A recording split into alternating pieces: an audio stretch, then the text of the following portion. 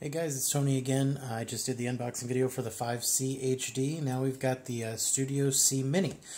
It's a little surprising that they're calling it a Mini just because it is a 4.7-inch display, but this one will be coming in at about the same price point as the Moto E. I think it's $119. Let me check and make sure. Let's see. Yes, so $119. So this one will be coming at the same price point as the Moto E with similar specs. But let's see what we've got. First, we have a 4.7-inch IPS display, same quad-core 1.3 GHz MediaTek processor that's in the Studio 5 HD. Is this 5C? HD, 4 gigs of internal storage, 5 megapixel rear camera with a 2 megapixel front camera, HSPA plus 4G, and Android KitKat stock. Of course, it does have microSD capabilities too, because they wouldn't just leave you with 4 gigs of storage. So let's see what comes in the box. Obviously, the phone, a white, clear frosted TPU case, very nice. Again, as I said in my last video, it is really nice that they include a TPU case, and they also have a screen protector here. Very, very cool that they do that. You got your micro USB charger, a pair of cheaper headphones than what we'd normally see, and we've got, of course, the wall wart, separately packaged battery, and your quick start guide. So toss this stuff aside and get the phone turned on so we can see what you're all here to see.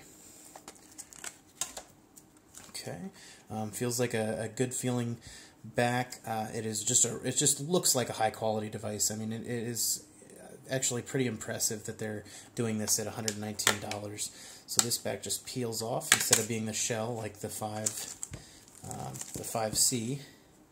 So let's pop the battery in. This is a single SIM. Oh no, I'm sorry. It is a dual SIM, and it looks like it takes one full size, or one mini SIM and one micro SIM, and then of course you got your micro SD slot there. So let's peel the.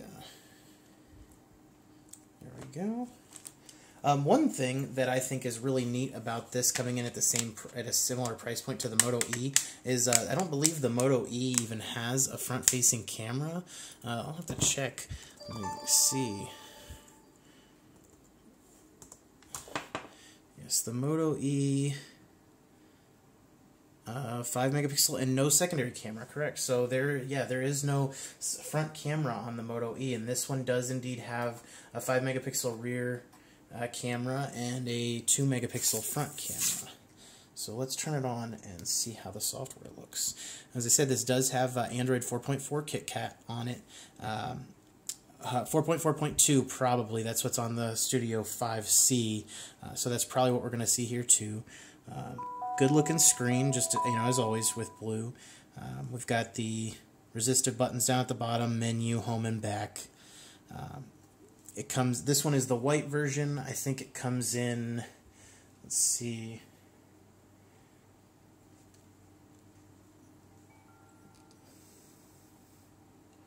I'm just checking my documents here.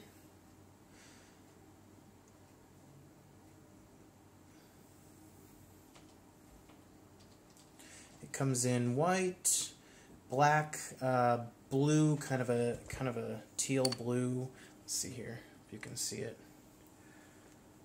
Orange, bright yellow, and a bright pink, the same as the Studio 5C. And okay, SIM card's unplugged. We know that.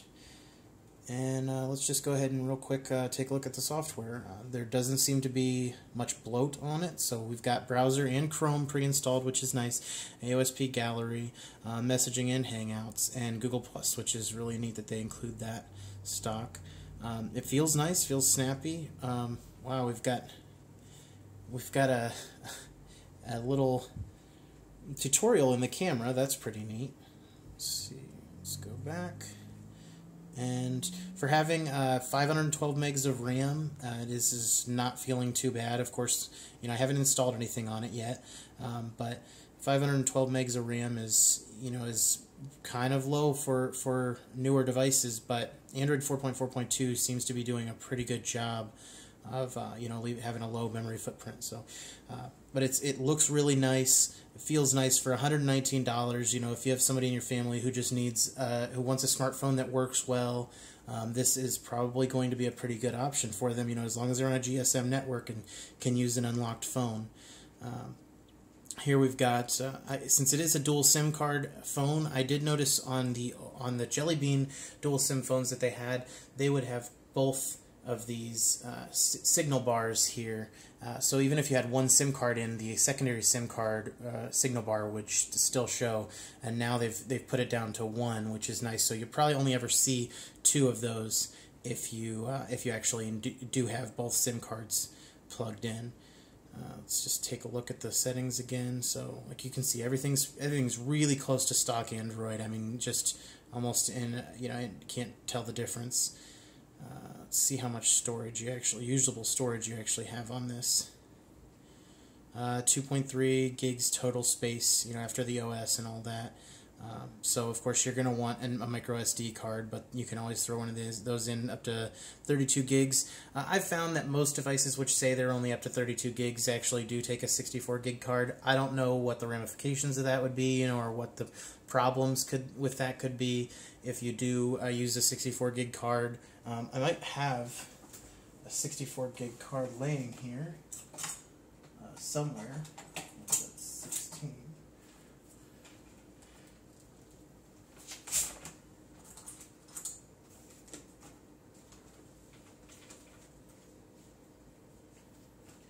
Okay, well, it might not be up here, but I will, in my full review, I will check it out and see if a 64 gig card will indeed work in this device, and just so we can know, if you're able to have as much storage as you might like.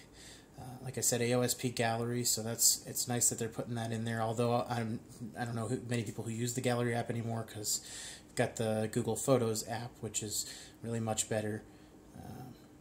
But yeah, that's the and you have a built-in FM radio. That's pretty neat. So far, every Blue phone I've had has had a built-in FM radio. That's pretty interesting inclusion. You almost never see that on devices anymore. Now it only ever does work if you have the headphones plugged in. You can't use it because it uses the headphones as an antenna. But still, pretty neat phone. $119. You really can't beat that. It's got that quad-core 1.3 gigahertz processor, 512 megs of RAM, and it runs KitKat out of the box. So really, really nice device for the price here. 5 megapixel rear camera, 2 megapixel front camera, and a 4.7 inch. I'm pretty sure I mentioned that. Just want to make sure it's in there. It is the mini because it's the 4.7 inch, and I'll show you what it looks like next to the Studio 5C. So the 5C, it's not much bigger, but it is a little bit bigger. I don't really feel like they should be calling things mini unless they're tiny, but that's just my opinion. But I do, the size difference is noticeable, and if you are one of those people who wants, a smaller device, reminiscent of the size of the Galaxy S3, this would be a great device for you if you aren't a spec hog. So yeah, just quick unboxing of the Blue Studio C Mini. Check it out.